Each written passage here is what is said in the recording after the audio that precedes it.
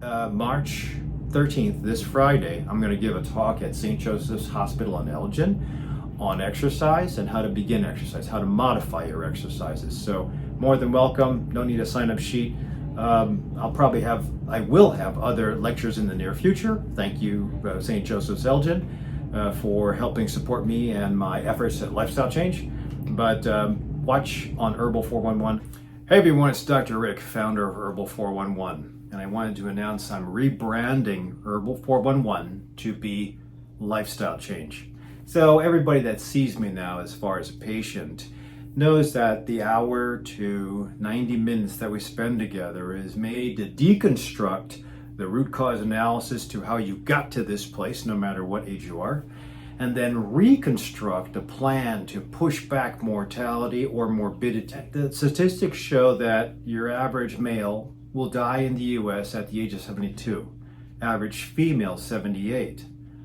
And you might think maybe that's pretty decent, or has ingenuity and science progresses, we'll be able to push back those numbers to 80 or so. But you have to be cautious because that quality of living sucks. Granted, there are some people that can make it to 100, and the centenarians, as they're called, are usually a blend of genetics and luck and old school living. That means walking a lot and being in the community and eating a whole food, mostly plant-based diet. And the walking is more of their exercise, but also having a family. Being grounded in family and having some spiritual practice has always been the theory of what makes the blue zone areas so prosperous with life. And that's not Alzheimer's disease or memory care homes. That's not a rehab center. I just saw a patient of mine that I haven't seen in about 6 years. And it was great to see her in church, but then she told me she's in a nursing home now, or assisted living. And I think, oh no, so losing independence for me is a deal breaker. That's the reason why, if you have the timeline of youth and then age or death, you gotta preload the youthful ages with lifestyle change. And that's when we try to get the initiation of healthy lifestyle. I think 30 is when my men start to gain weight, and they think it's normal for dad bod to be around, but with dad bod and every 5 to 20 pounds you pack on is an open invitation for diabetes. Diabesity it's called, and that will also include high blood pressure and cholesterol. Those are the 3 problems that lead to a heart attack, and heart attack is still number 1 in the US for death. And believe it or not, you might think, I don't have any symptoms. I'm not having chest pain. I'm not that fat. I work out in the gym. I go hiking at altitude. But that does not protect you. And well, I should say the formula is please lower your blood pressure. Do not step into diabetes and keep your LDL cholesterol low. I like apoprotein Bs, but I'll save that for another discussion. If you don't have a cap or control of those 3 things, you're on your way. You know, I have a couple of athletes that I think their lifestyle is good, but I still say drive that LDL cholesterol down, drive that blood pressure down. If you can't do it with herbs or lifestyle, then we have to deploy medicines. But that doesn't mean just because I put somebody on a medicine, it doesn't mean that we'll be on it forever. We just have to keep on chipping away at root cause analysis. And that's where I like lifestyle change. In fact, all the algorithms for when to deploy a statin, when to deploy metformin, when to deploy a blood pressure medicine, all the algorithms begin with lifestyle change. Unfortunately, we as doctors, we have 15 minutes to figure out what is the root cause analysis and how to fix it. And you can't really get much in 15 minutes. I think a lot of people will come to me for an annual physical because it's covered by insurance. But then when I say, have you seen a counseling coach or a psychotherapist? Have you seen a nutrition coach for nutrition changes? Have you done anything different with your exercise? No, I can't afford it. Why even bother coming in for the annual wellness? So it's frustrating because, you know, insurance is the name of the game now, and if it's not covered by insurance, nobody wants to do it. unfortunately, most people don't realize that if they don't do it, don't make the changes, eventually there's going to be a hash mark in your lifetime when the symptoms start. And once the symptoms start, chest pain, shortness of breath, fatigue, impotence, high blood pressure, headaches, once they start, the disease is already manifested and it's buried in a blood vessel or a kidney, or the heart's getting too big, or the brain is starting to shrink and the memory's off. So I think guys sometimes will notice only when the penis doesn't work. But, that, again, once that starts, it's already there. The manifestation of disease in the poor erection, that's been 10 years in the making. So to reverse all the diseases takes time, it takes investment, and that's what I love doing as far as lifestyle.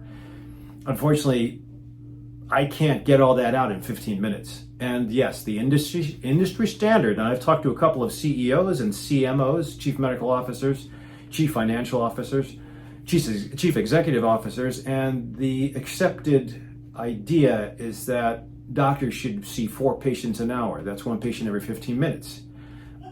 Now, if you just have to describe your lifestyle, it'll take an average person, guy especially, because we have problems with expressing ourselves, at least 5 minutes to express that. And that means we have 10 minutes left. And it takes 5 minutes to take vital signs and have the nurse take the input. So that means I have 5 minutes left to figure out stuff and give you a treatment plan. So what's the best default thing that I can do in 15 minutes? Or not me, I think there's other ways to do it, but what's the best thing? It's following an algorithm. Treating everybody with a symptom has an algorithm, or putting them into the algorithm, and the algorithm usually ends up as medicines, procedures, or devices. It's unfortunate, but worst case scenario, if you don't want to exercise, if you don't want to see a therapist, if you don't want to change your nutrition, don't want to stop smoking, don't want to stop drinking, please get on the medicines, at least for now, until the right, when the moons align and you're ready to start, then we can consider pulling you off of the medicines and coming up with a plan. But until that point, don't take on more disease. So I don't have a problem with medicines. I think they're important. I've been on several medicines throughout the last 60 years. And I also take a lot of herbs, but I also invest a lot in exercise, calming practice, prayer, eating right, experimenting. I love self-experimenting. I embrace anybody who does that. Cold plunges, sprinting, CrossFit, doing 5Ks, using peptides. I love it all. But it has to be smart, and it has to be data-based or information-based, and it has to be proven. If you're just going to do apple cider vinegar and rely on that to reverse your diabetes, screw that. You can go see somebody else for that. Stick with the 15-minute doctor. That doesn't mean I don't do things in 15 minutes. I have to honor the people that I work for. So I'll try to get patients in and out, urgent care style, or fast medicine's what I call it. But I have the knowledge base where I can apply stuff within that 10 minutes of window. 10 to 15 minutes is what we got, but I can apply stuff, bullet point, come straight to the answer and say, let's do this, this, and this instead of the standard stuff. I don't want to see you in a year. I want to see you in 3 months. Implement, change, reevaluate in 3 months. If you haven't been able to do it in 3 months, then we get team members on your team. Coaches, like I mentioned, for psychotherapy, coaches for nutrition change, coaches for physical therapy. Sometimes we'll have to go outside of that and get a GI specialist, get a podiatrist, get an orthopod. But we'll pour more and more into your lifestyle change if you're having problems. But just be prepared, because when you maybe take this information to your doctor and see if it applies to you, your doctor might say, well, he doesn't know what he's doing. He's some kind of integrative supplement giving doctor. No, I'm family medicine, I'm sports medicine, I'm integrative medicine. Those are all the trainings I've been through. And plus, I'm 63 and I don't want to die early or have a heart attack or die of atrial fibrillation or have pancreatic cancer. All of that runs in my family. I want to live and see my great grandkids. That'll take a lot of doing. I've got to be able to go into my 80s. That's 20 years from now. I'll be 83 in 20 years. I want to probably see my great grandkids born. I'll have to be 93. Oof, I got 30 years to go. I think I can do it. God willing, I'll say my prayers and hope everybody else is going to be around. Otherwise, it's boring. So hopefully this gives you a couple of ideas about what I do, what you should be doing, what you should be expecting in your standard visit, your 15-minute visit. If your doctor spends more than that with you, spends an hour, like I do in my private practice or my lifestyle clinic, your doctor is taking away from his paycheck. FYI, even if they own the practice, the last time I got reimbursed from Medicare, a Medicare visit paid me $30. If I spend an hour and I get $30 and I have to pay $25 to malpractice insurance, what? It just doesn't work out. Thus the reason why I go and work for large corporations. But I think I can do a really decent job because of the experience I have. So be on your guard. Know how to live within the lines of medical insurance plans and be your own advocate. And do the research, bring it to your doctor. Hopefully your doctor doesn't mind reading through the information you gave. That's how I started. John, an old patient of mine, would bring articles in and I'd say, oh no, I gotta read this again. But then I started saying, oh, this guy knows what he's talking about. And John's still alive. His wife has unfortunately passed away, but John's still alive and he's still ticking. So please put any comments down below about your doctors. Give them praise if they do spend time. But again, remember, anybody that goes over the 15-minute mark is ticking their paycheck away. Because the more time you spend teaching and educating and empowering, which I love doing, the less you get paid. And it all comes down to, if I have to get a second job to pay for my first job, is it worth it? I still have it in my heart to change lives. That's why I'm going to keep my lifestyle clinic. But I also have to pay the bills and pay for the roof of the house, pay for overhead of this place. So I don't want to talk money. I don't think that works with regards to healing, but I can't ignore it. So stay healthy, be your own advocate, do the research, get the help.